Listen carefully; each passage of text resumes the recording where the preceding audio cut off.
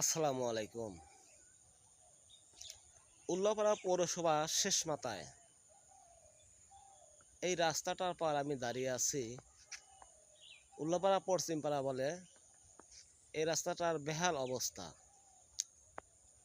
অনেক দিন আগে এই রাস্তায় ঢালাই কাজ করছিল, সেই রাস্তাটা ভেঙে চুরে বেহাল অবস্থা হয়ে গেছে।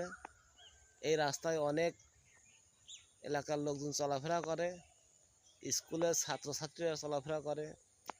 বৃষ্টি বাদল হলে এই রাস্তায় পানি জমে যায়।